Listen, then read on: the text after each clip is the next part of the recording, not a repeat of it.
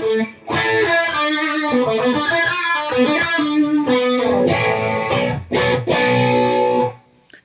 everybody, welcome back. Sorry, I was just noodling a little bit. I was just trying out some sounds. I was experimenting with the attenuator on my Brunetti Pleximan, which is behind me here. So I just wanted to compare the sounds I was getting out of it, and I'll explain why in a couple of minutes. But hey, welcome guys. Thank you for joining me this Sunday. Hope everybody's doing really well. Sunday, show number 69. I know there was an ongoing gag about that. So uh, I hope you guys are still, tuning in, even 69 shows in. I had. I had promised something special for show 69, but I couldn't come up with anything that wasn't R rated. So I don't know if you guys had anything specific in mind. I mean, the best I can do is come up with a joke. I don't know if you guys heard this one, but it's a relatively clean one because I can't be too risque on this thing, or else YouTube is gonna take it down. So teacher asks the class, "What comes after 69?" Little Johnny replies, "Mouthwash." Teacher says, "Get out, little Johnny." So that's my joke for today based on show number 69. From now on, we have to try and keep it clean. All right, guys? So welcome, everybody. How's everyone doing today? I hope everybody's having a really great Sunday so far. I know I am. It's still a little early. I'm not really totally 100% awake, but it's getting there. It's getting there. So let me say good morning to the guys that are already here. Good morning, Jack. Fat Philosopher was number one today. He has a slight advantage over the rest of you guys because he's all the way in Japan. So the time, he's already awake type of thing. Or maybe getting ready to go to bed. I'm not really sure. Jeff is here as well. And he's the first runner-up today, which is cool.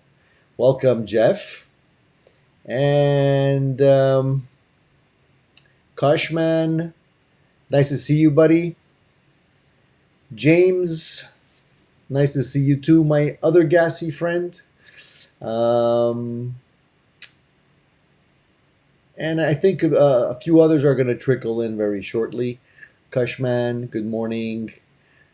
Oh man, that's rough, Kushman. He's weed whacked through some poison ivy. He got it on his hands. No playing for him. No kidding, man. That's got to be rough. Is there anything you can do to alleviate the itchiness of the poison ivy? I hear that calamine lotion, stuff like that might actually help. That sucks, man. I wonder how long it'll last before it actually goes away. Hey Wayne, nice to see you, buddy. Jack says he loved his Squire, his first Fender Strat Squire so much he went and bought another one. Really cool, Jack. This was this week you did that? Which version did you pick up? Just wondering. Was that the classic vibe ones, the contemporary? Which one did you end up getting? Those Squires are great, by the way. I can't say enough good things about the ones that I tried anyway. Really nice.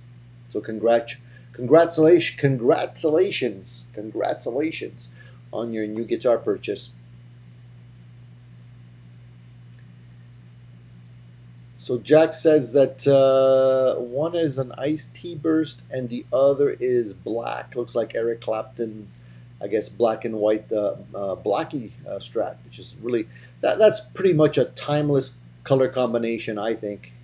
And what's really cool about that one, Jack, is that if ever you want to go the David Gilmour route, you can just swap out the pickguard for a black one, and it's gonna look bang on. It's always great to get a new guitar, isn't it? Good morning, Vinay. Hey, Bruce, Charles, Seth, Cushman. You know, you guys are like constantly joining me for the weekend chats, and I really do appreciate that. It's really great to see you guys um, just hanging out with me and joining in on a regular basis. Really nice to see that. So just give me a thumbs up, guys, if the sound's okay. Just wondering if it's clear, if the video is good. It might be a little bit too hot. I'm not really sure. Yeah, I had bad experience with poison ivy at 1.2 Cushman. It just around here at one point, and yeah, it wasn't fun. I was constantly trying not to scratch it. But I guess the best thing would be just to put some lotion on that, keep it at bay. Really sucks, especially when it's on your hands. Well, hopefully that'll get better really soon. Hey Seth, coffee, weed, and addicted to gear. Yeah, man. Hey, thanks, Cool Tunes. Yeah, it's my this is my pick T-shirt to go along with my box full of picks here that I have going on, uh, and I'm running low actually. I got to get some more.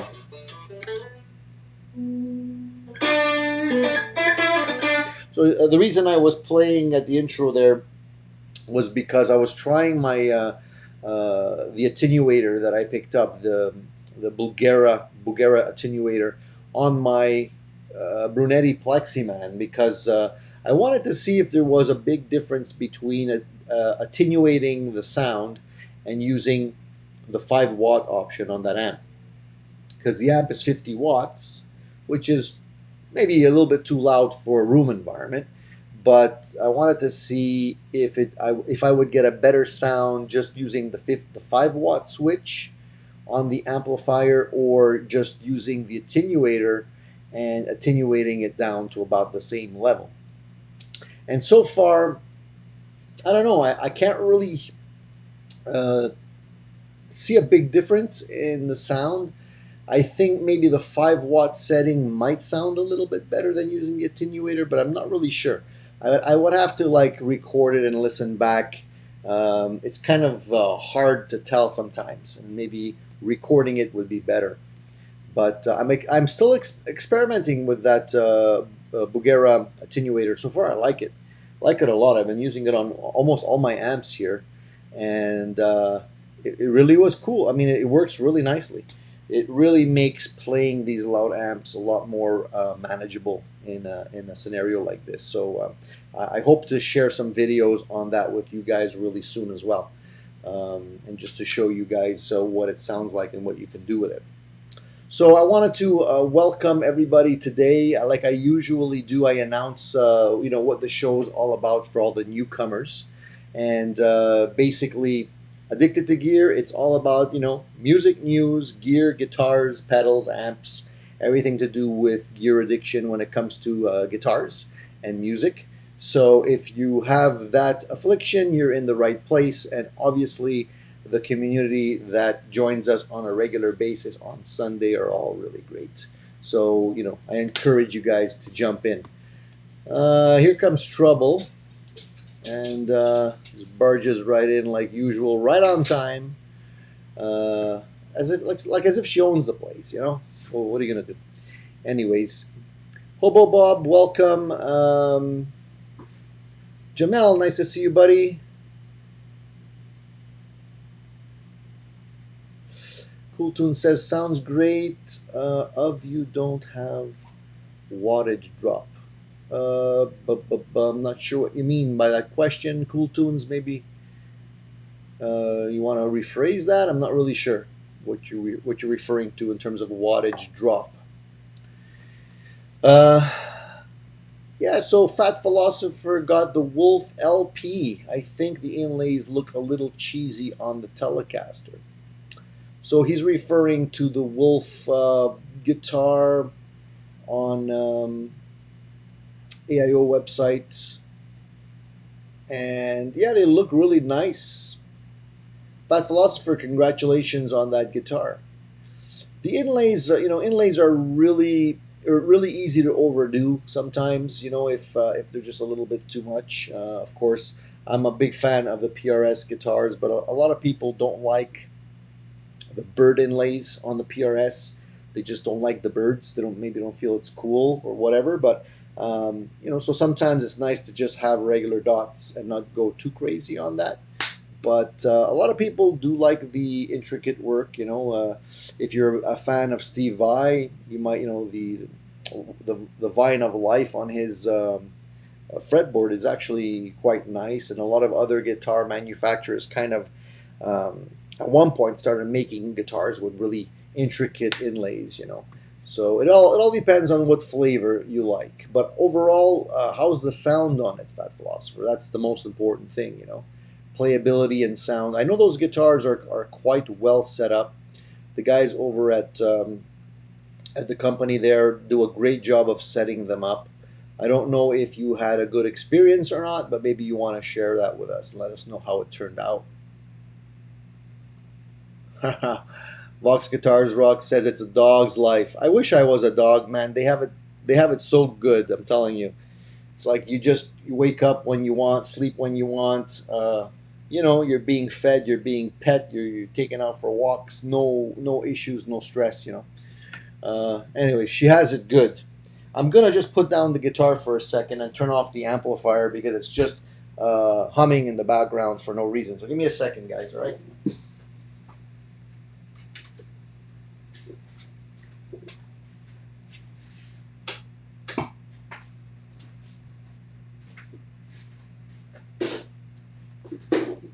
Almost tripped on her bone over here. I mean, it's getting so you have to be careful. You could get killed.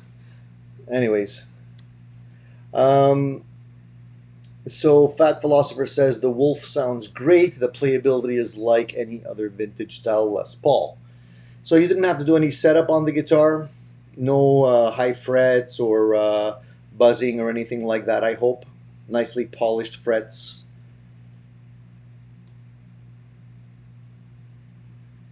Hobo Bob says he looked into getting a Les Paul style single cut because I never even had held one, so I can get the feel of them while I use my girlfriend's Strat. Oh, you know, the Les Paul style guitars are great. I think in terms of play, I'm just going to lower my seat a little bit here. In terms of playability and comfort, I'm going to say, and you guys correct me if I'm wrong on this one, but I'm going to say the Strat is probably the most comfortable playing guitar to play, if I put it that way. I find that, you know, with a tummy tuck, the armrest on the Strat, it's hard to beat. The fact that the Strat is so thin definitely feels a lot better than, say, a Gibson, in my opinion. Gibson, you know, style bodies are a little bit, I find, a little bit harder to get around. Um,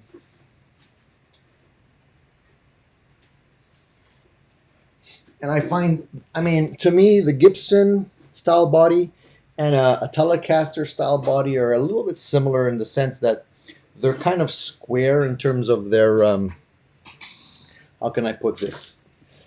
Not square like the shape of the body, but you know, the edges on the body are pretty much square, right? So they're not, it's not really comfortable to play as much as a Strat is.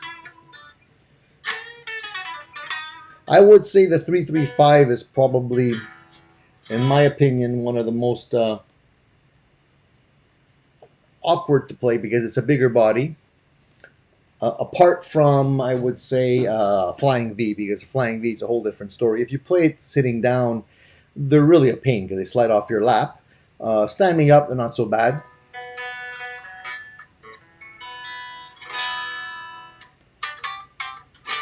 So Strats for me definitely are very comfortable. I really like the PRSs. The PRSs compared to a Gibson Les Paul, although like the ones I have are single cuts, they're not that different, but they definitely feel different when you're playing them. To me, they're a lot more comfortable than a Les Paul. Cheers, guys.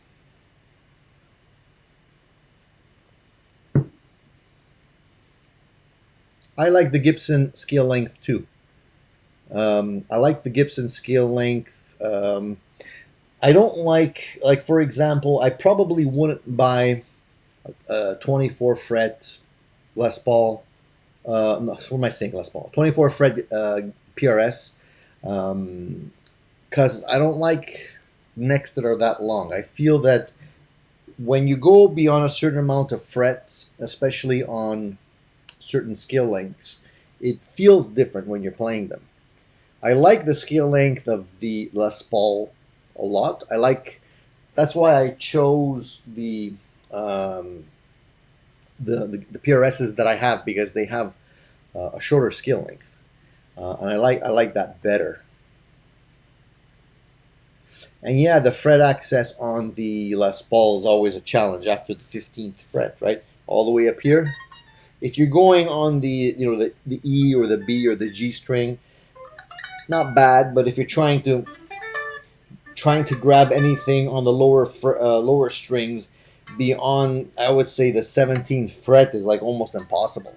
You have to play really awkwardly, which is not really good. The Strat is much better in terms of playing on the higher. Obviously, you don't always need to play up here, but it's nice to be able to. And of course, the SGs are probably the easiest to play up here, because the neck is so far off the body that you have no obstructions.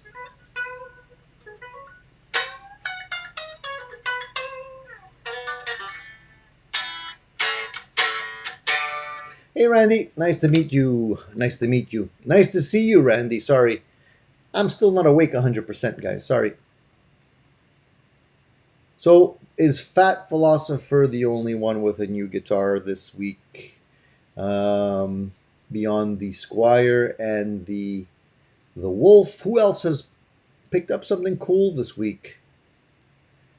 Slash doesn't seem to have a problem. Yeah, I guess not. I mean, I guess you adapt to anything, right? But why work so hard? That's my point of view is, if you can buy a guitar that is already comfortable, why do you need to adapt to it?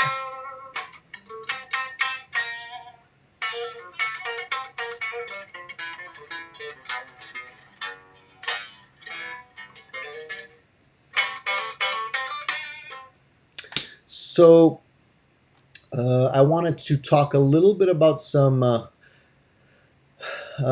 stuff that's been going on in the news. Yeah, Beavis says DC juniors have great upper fret access too. Yeah, and I don't have a DC junior. I don't have one. I kind of prefer the single cuts just because of look. I don't really like the look of a double cut junior, but yeah, the access on those would be great.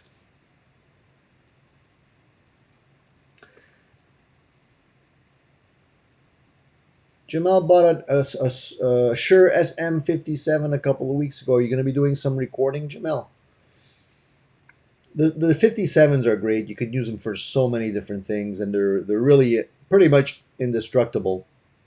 You need to have a 57 in your arsenal of mics. I used to use the 57 quite a bit when I was recording stuff in the past, but now for my cabinet, I kind of prefer the sound of the Fathead ribbon mic, just because it gives you a lot more bottom, which I find sometimes could lack on the 57s. Sometimes it's best to use two different microphones, one that has a little bit more low end, and then the 57. But you have to be careful when you use more than one mic on a cabinet, because then you could get out of phase issues, which will make your recording sound really thin. Crinner says he's got a jazz box a week and a half ago. That counts. For sure that counts. So what's the model? What's the make and model of your jazz box?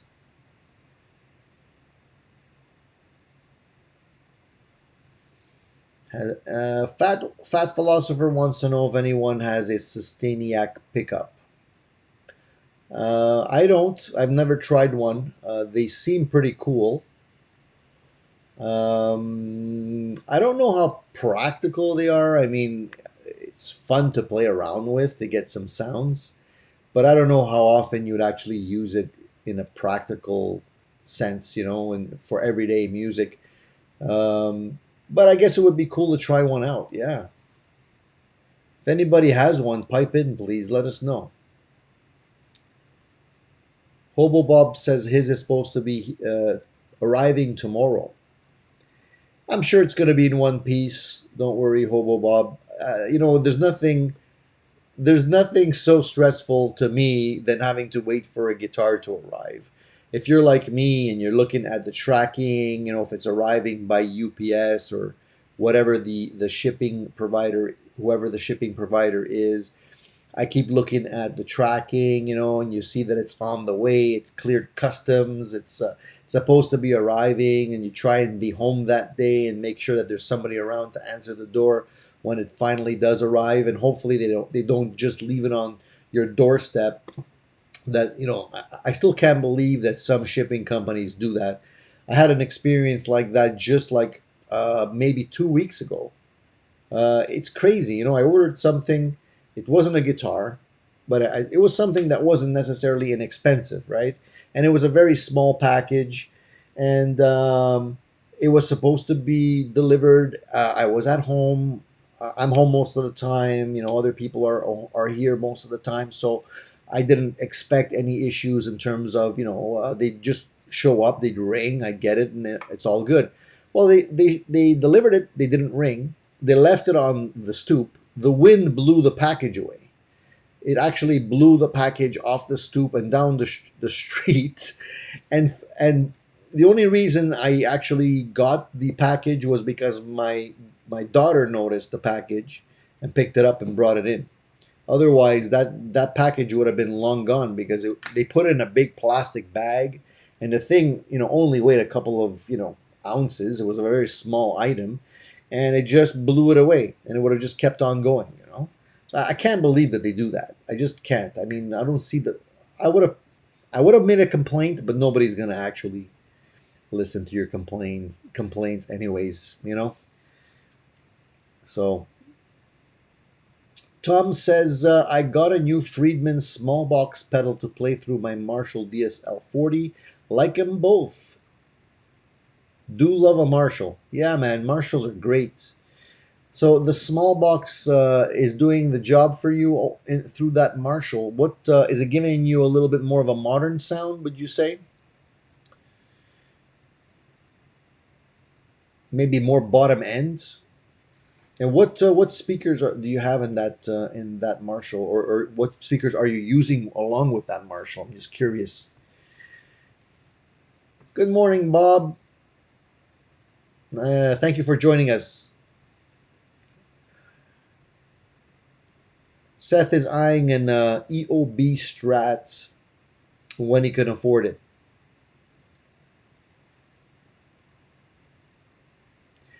Yeah, those guys don't get paid enough to care, for sure.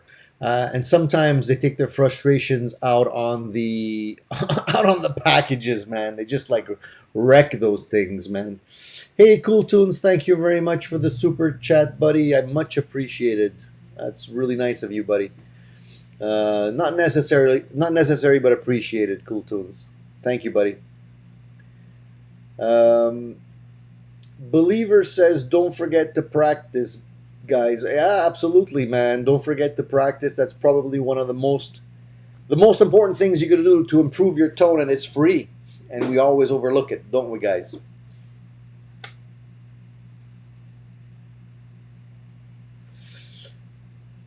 Bruce says, my guitars range from 24.6 scale length Gretsch to 25.5 scale length, for Fenders, etc., with Gibson and PRS in the middle, and it only takes a minute or two to adjust when switching guitars.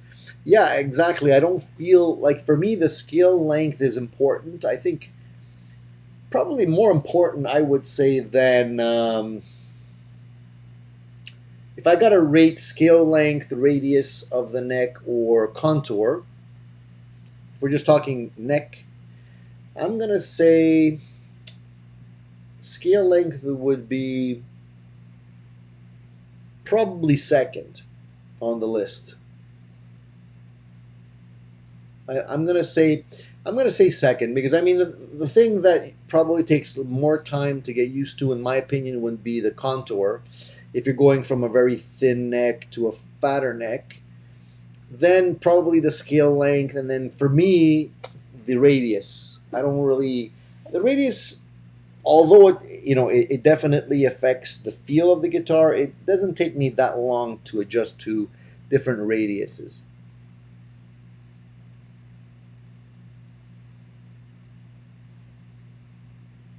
Two of the guitars I bought from AMS were delivered via FedEx and had it delivered at my local Walgreens. I believe both FedEx and UPS have programs that you can control when and where it's delivered. Yeah, you can, but you can't really control how it's delivered, Jamel. That's my point. I mean, I've seen boxes that I've received full of holes. I mean, thankfully they were double boxed, but why would they be full of holes like that? I mean, some of them look like they were drop kicked into the truck. You know what I mean?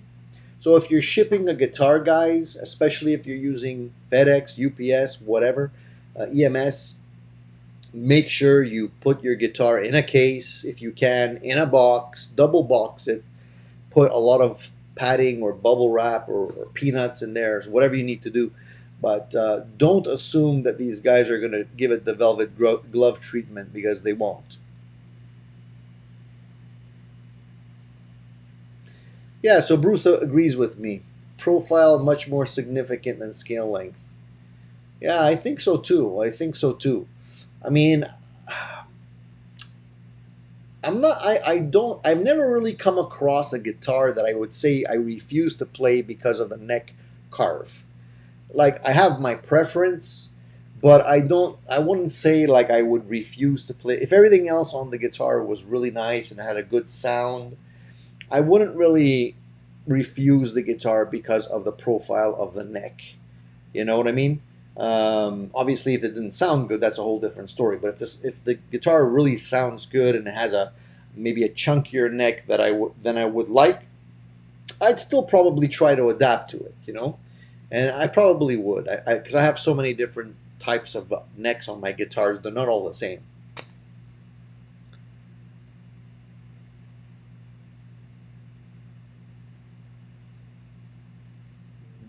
Bruce Lee may have delivered it. Yeah, possibly, possibly.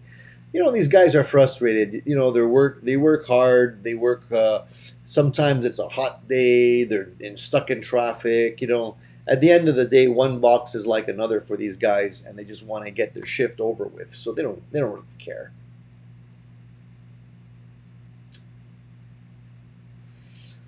Richard says, "Is the Friedman amp called that way because of Marty Friedman of Megadeth?"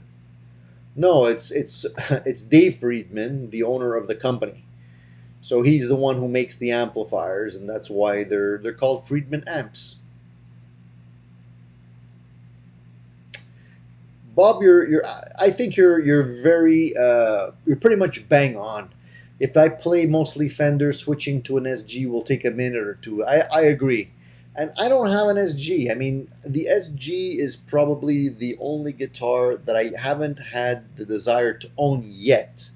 That doesn't mean I won't own one eventually, but I didn't have a big desire to pick up an SG for whatever reason. But yeah, when I have played them, they are substantially different just because of the body shape, the thickness of the body, scale length, quite a few different things.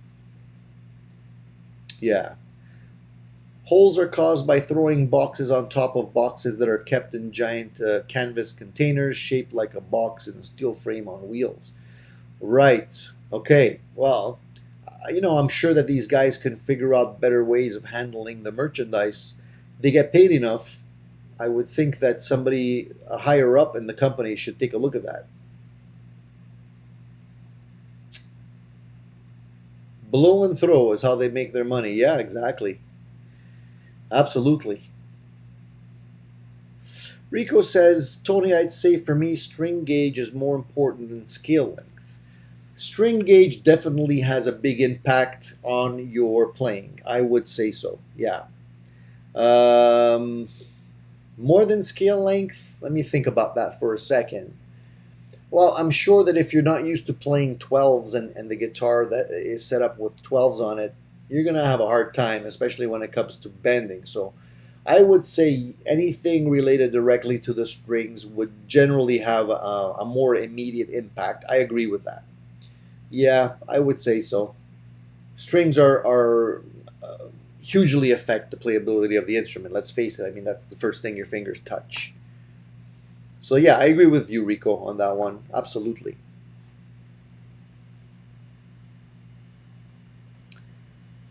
Tom says now I'm wanting to check out the IPD 87, 68, 74. Did I miss any? So many drive boxes, so little time. Tell me about it, Tom. You can jump down rabbit holes when it comes to effects.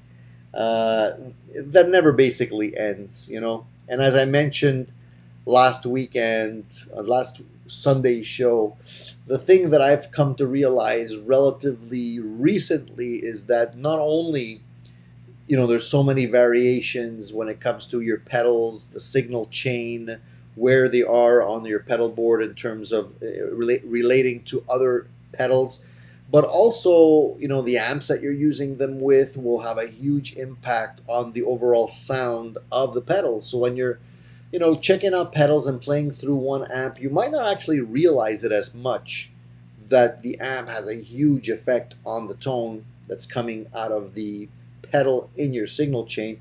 But when you're playing through various amplifiers all at the same time, like I do sometimes, you realize that it's even harder to distinguish a good pedal, because sometimes you go and you watch a review on a pedal and the guy either loves it or doesn't like it, right? And when he doesn't like it, now you got to ask yourself, well, is it because of the amp that he's playing it through? Just not a good match for that particular amp? Because then you'll watch another review on a pedal and the guy will rave about it, but you don't realize that the guy has a totally different, amplifier, signal chain, cabinet, and whatnot, right? So it's really hard. It's a personal thing. It's a personal thing. Bruce says the Harley Benton TE I bought has a neck profile that's so narrow at the nut that the high E string is so close to the fingerboard edge that it slides off the frets when playing chords in the first 7 frets. Well, that's not good. That's terrible. Man, if that's the case, you definitely want to try and cut a new nut for it and respace the low E string. That probably would be the best course of action. And just make sure that the neck is actually, if it's a bolt-on neck, just make sure it's actually bolted on straight, because sometimes even a little variation where it's bolted on here will have a magnified effect on the string alignment. So if it's just slightly off over here, it could cause issues up here as well.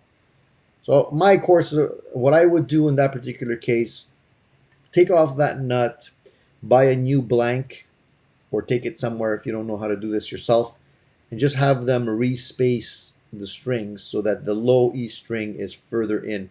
And it's not going to take much. Sometimes it's just a fraction of a millimeter is all it takes. But it's unfortunate that the guitars ship out with these issues. I find it ironic how we assume it's the delivery person's fault a package is damaged while I'm literally doing the exact work as I'm typing this. Oh, really? Okay. So Jamel, give us a little bit of insight here. So if it's not the delivery person, you're probably saying it could be numerous people within the chain of when it's actually shipped and delivered, right? So what you're saying is a delivery person, when he gets hit the package, could have already been full of holes due to previous issues in the chain, probably, right? I apologize. You're right. You're right. You know, it could definitely be. We automatically think it's the delivery person at the end of the day, the person that comes to your door. But you're absolutely right. It could be someone else.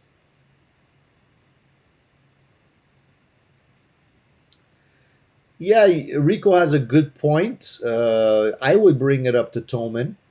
Maybe you can ask for a discount or some kind of a credit to just. It's probably not worthwhile sending it back because it's going to cost probably more in shipping than it would cost to replace the nut. You know, if you like the guitar, I would say hang on to it. Just have somebody who knows what they're doing set up a new nut for you. Um, Bruce says I can cut a new nut, but then the strings would be too close together. It doesn't take much, Bruce. That's what I'm saying is like, you know, how much closer do you need to be? I mean, I'm looking at my nut here. And generally, you would probably want to have on the low E side, maybe an eighth of an inch. You know, it also depends on how your frets are cut and crowned and rounded off.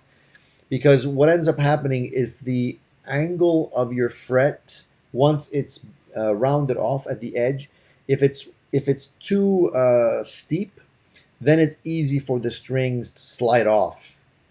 You know, if it's a little bit more less, let's say less of an angle, you have a little bit more real estate at the fret before the string falls off. You know, before you give up on it, man, just I would take it to a guitar tech and just tell him, look, explain the problem to him. He can have a good look at the guitar and let you know if it's something that can be repaired or not. Most of the time, it can, and you know, a new nut is not that expensive. It might just save your guitar if you really find that it's not fixable, or if they think it's not fixable. I would cut my losses and just sell it locally, sell it to someone else. Don't ship it back. It's probably not worth it.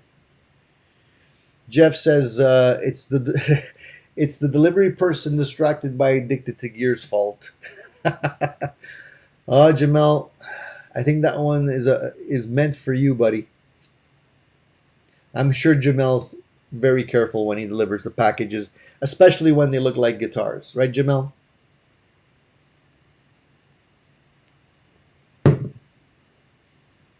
Hey, Joey. Oh, my voice went up an octave there. I think I'm hitting puberty again for the third time. Hey, Joey. Nice to see you, buddy.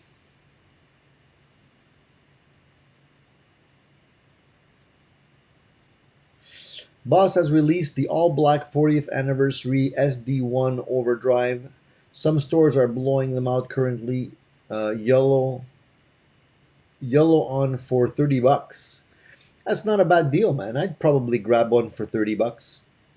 Yeah, I know they're actually they're re-releasing the SD1. I think they're also re-releasing the metal driver or the metal drive, whatever it was called. Not that I want one, but the SD1 is not a bad pedal for $30 especially. Jeff says, like John Sir saying about nut height on the first fret, you can have almost nothing as long as you have something. Yeah, it's a very fine balancing act on the first fret, for sure. And speaking of John Sir, I decided to bite the bullet and order the pickguard for my for the Sir guitar that I have back there. I mentioned it last Sunday that I was on the fence about it. I wanted to convert that guitar from an SSH configuration to a HH configuration, which would mean I would have to swap out the pickguard. I contacted Sir. It's going to cost me $100 US, which is crazy if you think about it. The pickguard probably cost them $5 to make. Okay, maybe not $5, but definitely not 100. And I know somebody had mentioned, you know, I would probably do better by getting it made locally, going to a guitar tech or a luthier here, having them make one for me. But I thought about that. First of all, there's not that many really good ones around here. And so already there's that. Then I thought about it. I would probably have to take apart the guitar, take apart the whole pick guard, bring it to them so that they can trace it and cut it. The the techs that are around here don't work full weeks. They work like, half weeks and stuff. And you have to make an appointment these days because of COVID. Long story short, it would probably take me a while to get one, and there would be a lot more back and forth. And what I do is probably take the pick guard right off the guitar as is, fully loaded, save that in case eventually I want to sell the guitar, and then put the new pick guard in, which I think overall would be a better scenario. So I ended up opting for that. So I'm going to be getting that. Now I just have to figure out which pickup I want to put in the neck position. The bridge position, the original one that came with the guitar is great. I also have this one, another pickup that was made for me by Porter, which is also very good for the bridge position. So I already have a couple of options for the bridge, but I need a new neck position one. Either I go through the tickle trunk and see what I have left over and maybe put in something that would match in terms of polarity, or I would have to have a new one made for me. Got to think about it, but eventually this is gonna be a humbucker, sir, and I think I'm gonna like it a lot better than the single coils. It's just I can't get along with humbuckers matched with single coils on the same guitar. It just doesn't work for me. So I either go 100% single coil or humbuckers, but I haven't come across a really good combination between the single coils and the humbuckers.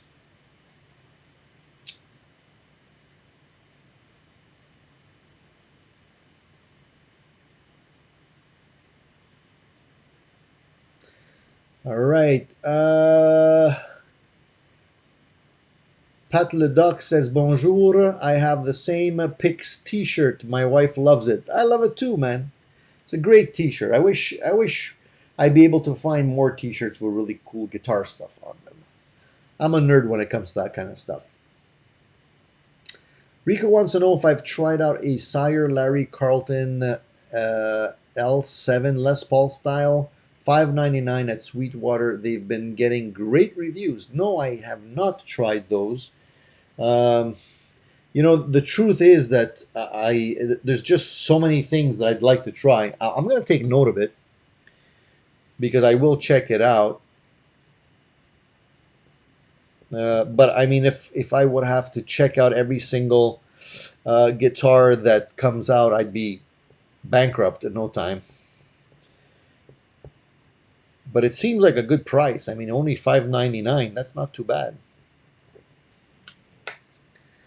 And if they are getting good reviews, I definitely want to take a look at those. Bruce says, yes, I polished and rounded the fret ends and rolled the fingerboard, and that was my mistake. I didn't realize how narrow it was before I rounded the edges. Yeah, that is a common thing, Bruce. You got to be careful with that. It's almost like you have to kind of set up the guitar with the strings first, when evaluating what you're going to be doing with the fret ends. And sometimes people that use, there's these tools that they sell. They're called, fret files. And it's a block of wood with a fret cut into it at an angle. You got to be careful because they often come with two different angles. One is steeper than the other. A lot of people get carried away with that stuff and just start trying to get the fret sprout off their guitars and use it to sand the edges of their frets. And what ends up happening, like you said, they just get a little bit too far in, and then you start seeing that the strings just fall off the fretboard. And there's nothing more annoying than that because you have to almost like change the way you're playing. And it doesn't take much, especially if you like to give a little bit of vibrato on the strings, on the high E. It's easy to fall off the edge. I did have, I think, one guitar that had that same problem. The other thing you can do, obviously, is to change the neck, but that's obviously a bigger investment. And for like a Harley Benton, maybe you don't want to do that.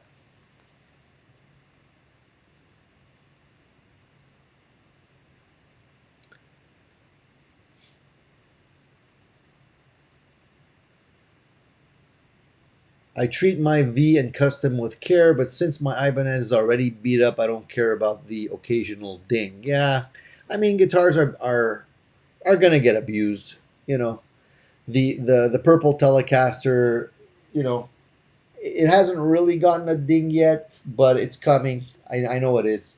It's just a matter of time. But hey, I built that guitar specifically to get it to become a relic naturally. So I don't really, I'm not really sweating it.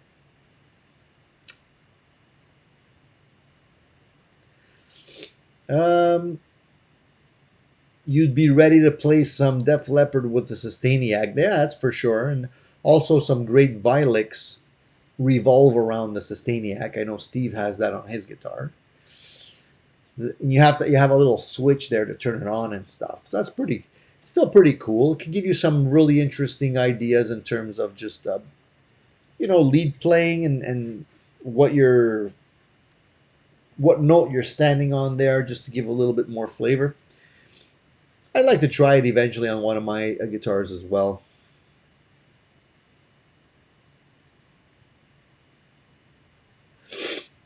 Uh, you're possibly right, fat philosopher. Well, you understood it. How come you understood it? I referred to the tickle trunk, guys. For those of you who are not Canadian and you're not an old timer like me, there used to be a show in Canada called Mr. Dress Up, which was a weird show if you think about it now. It was a show basically an older guy, single, lived alone, and basically liked to draw and talk to puppets. And he had two little friends. One was a dog that didn't speak, kind of a mute dog. Um, and the other one was like a puppet of a little boy. So it was Casey and Finnegan, the names of these two characters. And Mr. Dressup would like pretend. I guess it's the equivalent of Mr. Rogers, but just like the Canadian version. A little bit strange now that I think about it. Anyways, he had this tickle trunk, he used to call it, which was a big trunk, which would be full of like props that he would use to pretend with. So he'd get dressed up as a fireman or whatever, a mailman or whatever it may be in that particular show, and they would just pretend. So I refer to my box full of guitar parts as the tickle trunk because I have enough parts to probably put together a few more guitars just laying around in boxes between pickups and pickguards and bridges and stuff like that. So it actually inspires me to start another project after I look through the tickle trunk and see what's in there. I'm like, hey, that would be a cool combination. I got this pickup with that bridge and I got this body. Maybe I'll put something together for that.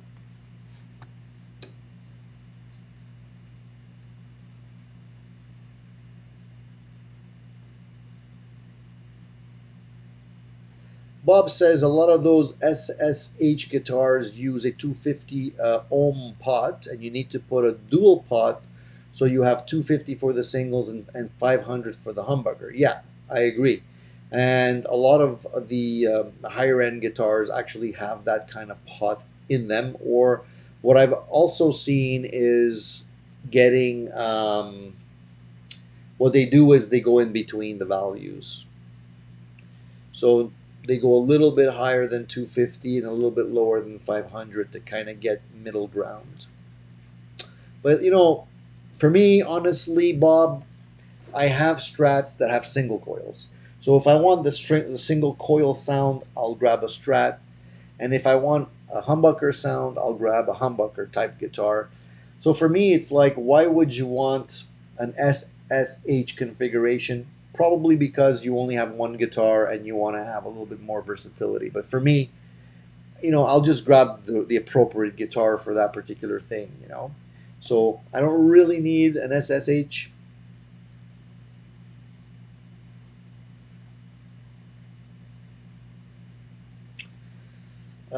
Is the Sir routed out to take the HH? I have a 2007 Classic HSS, and it's routed really tight to the Pickguard configuration. I looked under the Pickguard because I did swap pickups on this guitar as well, and yes, you can put in a humbucker in the neck. I probably will take another look before I actually order the Pickguard, but if I remember correctly, you can. Because I'm pretty sure they were selling these Sir Pro guitars with the humbucker option as well. But thanks for reminding me to check that out, Jeff. I wouldn't want to get stuck. Beavis says solo music makes a fret end file with 4 different angles. Yeah, so you can actually use these fret files, but you just have to know what you're doing and just don't go too crazy. I actually have to pick one up myself, so I'm gonna make myself a note. And also, you guys are talking about solo music. So for those of you who are not in Canada, you may not know about solo music, but they actually make great or sell guitar parts in Canada. They have a great selection. They actually helped me create the purple Telecaster. I purchased the locking tuners from Solo Music for that build, and their Solo branded locking tuners, great quality. I have had no issues with them, and the price was good, especially if you're in Canada. And for that build, I also got the bridge for that build off of them as well. And funny enough, the Oxford paint that I used on that build, I think also, I could be wrong, but I think they may also have struck a deal with Solo Music, so you can actually buy the paint from them. Don't quote me on that, but I thought I saw some information on that. So if you guys are builders and you're looking for parts and you're in Canada, check them out.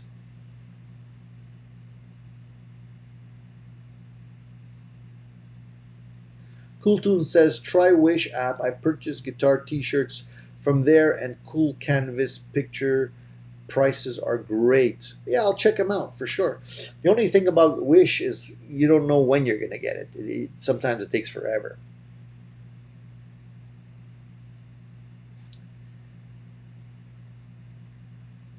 Cushman says, keep my R8 in a bubble. No dings. This is so true, and it's Cushman. It's funny you mentioned this because I feel that I'm not the only one who feels this way. You probably do the same. Expensive guitars tend to be babied, and I think that at a certain point you probably don't get as much pleasure out of playing the guitar because you limit when and where you're going to be playing that guitar. So like in the case of an R8, which is an expensive guitar, and if you want to keep it pristine, you don't want to have any buckle rash or dings in it, like I'm pretty sure you probably are very selective when you take that guitar out to play. And if you're just going to a bar gig, you probably are not going to take that guitar out, right? And I do the same for some of my PRS guitars. And it's unfortunate because I like the guitars, but at the same time, I would hate to see a ding in it.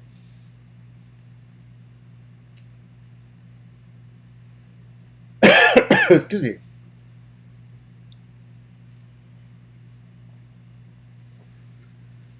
Beavis says, I can't pick up a guitar with a Sustainiac without playing some Slayer before putting it down.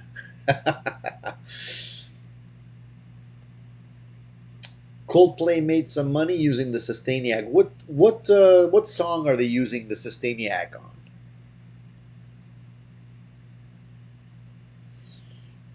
Just curious. I mean, it definitely has its place in for some types of music, but at the same time, I don't know if the actual Sustainiac pickup sounds good on its own as a pickup beyond the Sustainiac feature that it offers.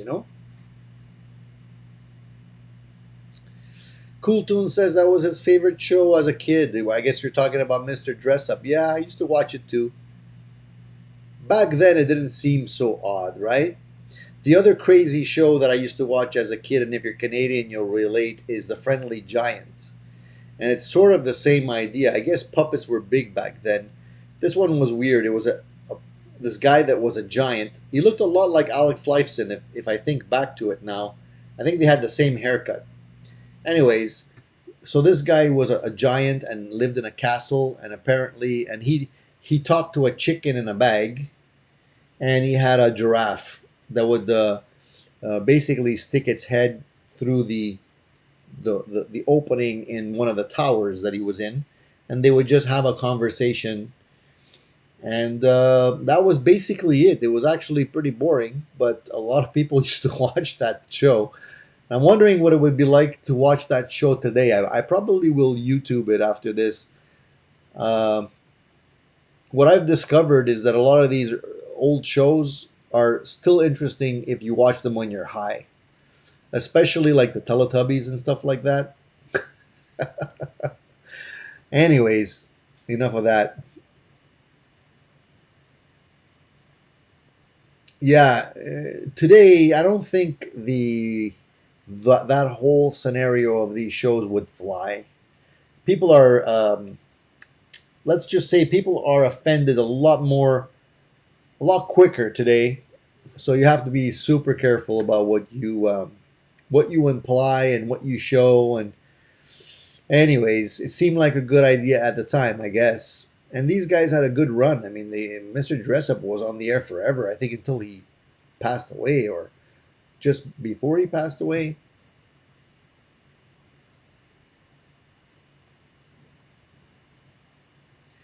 Name a project Tickle Trunk. Yeah, maybe I should. I have another build that I'm working on, guys. Another one. I actually came across a neck that I had lying around, and it's a Strat neck, and I have a Strat body, and I have some cool Strat pickups, and I have cool Strat a wiring circuit to put in there. I'm pretty sure I have a couple of Strat pickguards that I could actually use. I think the only thing I'm missing for that build are the tuners and perhaps the bridge. I have a Strat bridge, but it's gold. I don't want to put a gold Strat bridge on that build. So if anybody out there wants to perhaps you know participate in this build by sending me some tuners for a Strat or a Strat bridge, that would be cool. Definitely could be part of the entire build process. Um, why not? Spread the word, guys. Spread the word.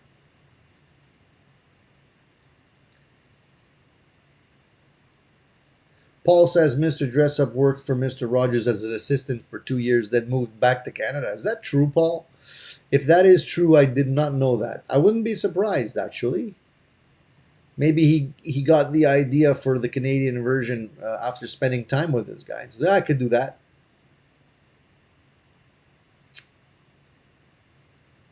Yeah, Rico, 1967 to 1996. Imagine that, right? 67 to 96, talking to puppets. The cool thing, or the interesting thing, is that after all those years, nobody really dug up any dirt on Mr. Dressup. So I guess he was like a clean cut guy, kept his life simple and clean, which is good because today it doesn't work that way anymore. You look at guys like Pee Wee Herman. We all know the story about Pee Wee Herman.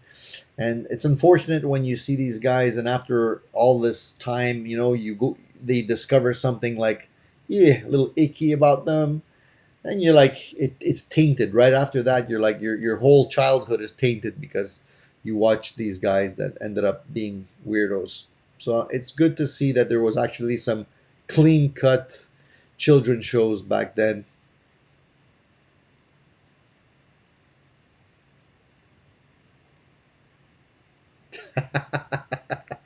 Joey, you just made me laugh, buddy. Joey just mentioned Tickle Trunk to his wife. She called him a freak and said, "Not without gloves on."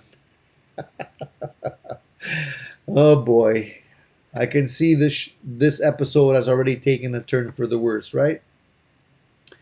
Bob Bitchin says 333k ohm. This is uh, exactly what I've seen on a lot of guitars that are trying to do the in between thing. I had a 3k pot um, knob on my Telecaster that had the a bridge pickup that was a humbucker and a regular Telecaster. Sorry, not the bridge. The neck pickup was a humbucker and the bridge pickup was a regular Telecaster, and it had a 3k ohm pot in it. Needless, needless to say, I didn't like that configuration either. So I ended up converting it back to the standard, single coil configuration, and it worked perfect. Yeah, Sesame Street. I thought was pretty cool. If we go back to Sesame Street and we think about it, I mean, it was pretty freaky back in the day, and they had some interesting guests. They even had, I believe, at one point, I know they had, at one point they had Stevie Wonder with his band on Sesame Street, and they were playing Superstitious, and pretty cool. I mean, you could be pretty confident there was some stuff being smoked back then on that particular set. So that was pretty cool, pretty iconic. They had some pretty wacky psychedelic cartoons on that. I remember they had one with a pinball machine. 1, 2, 3, 4, 5, 6, 7, 8, 9, 10, 11, 12, and you would play this. You would follow a pinball through a pinball machine, and there was like all kinds of colors and lights and stuff like that. I challenge anybody to watch that on YouTube today after you've smoked a couple and see how you feel about it.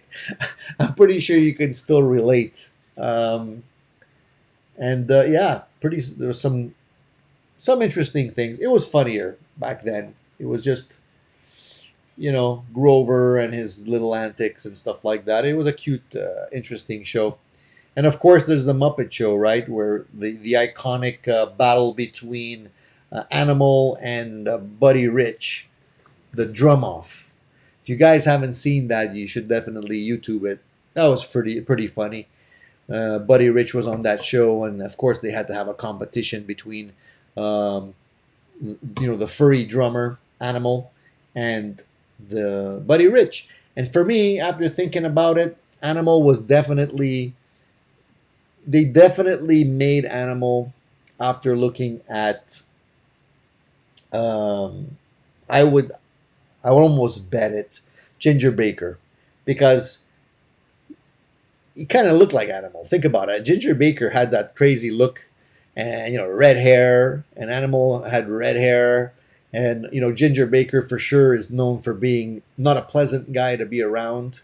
And you have Animal there with the collar with the chain, and he's always like mad, right?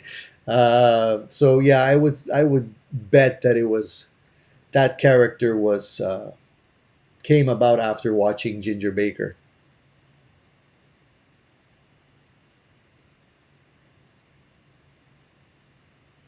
So Beavis says, I'm actually in the States. I found Solo when I was scouring the web trying to find a retailer with 11-inch Shinto rasp in stock, and they had it.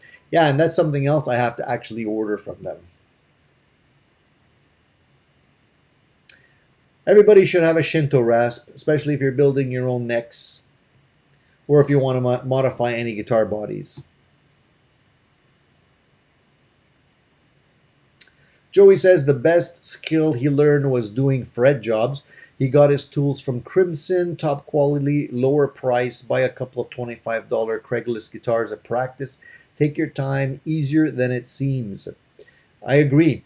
If you end up getting like, if you end up finding like really cheap guitars on Craigslist, sometimes, like $100 guitars, you can part them out and keep the fretboards, work on the fretboards, and then, sell the bodies, whatever, sell the pickups. It really, at the end of the day, you don't spend much money because it actually comes back to you in terms of the overall cost. Like you can sell just the body of a cheapy guitar, for like $50 or something like that. So if the entire thing costs you like 100 and you part out the body, the pickups and the hardware and stuff like that, eventually you recoup your cash, but then you can actually take all the parts on that guitar, practice your fretwork, practice your painting if you want to modify the guitar and paint it and do some crazy things to it.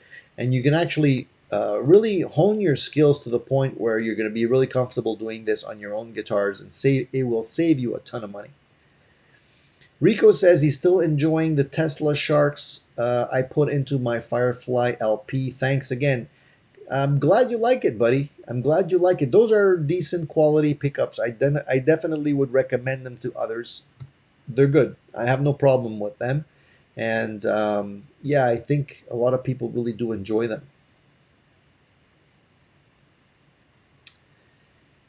Hey, William, good morning. William wants to know if anybody out here has a Mesa Rocktoverb. If thoughts, if so. Unfortunately, I don't have a Rocktoverb.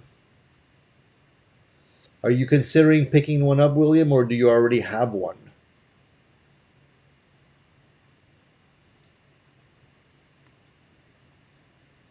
Bob says, yeah, I wish I get my stuff. The wife's been waiting 3 months. It depends on who you're buying the stuff on Wish. They're not always very quick in terms of shipping. And a lot of them, especially if the items are very inexpensive, are not going to be paying additional money to ship it to you quickly. They're going to use dog sled or something like that, or kayak to get it over the pond to you, which is going to take a long time if it ever arrives, because I know some people have ordered stuff and they never got it. I ordered a knob, just one knob, like an MXR type knob that I wanted to put on one of my guitars, and it hasn't arrived yet. It's been taking forever. I actually have to check what's going on that.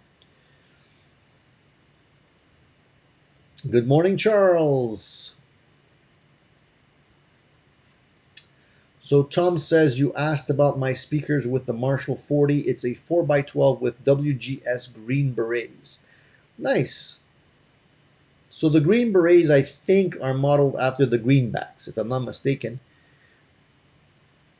The WGS stuff is pretty good. I like it.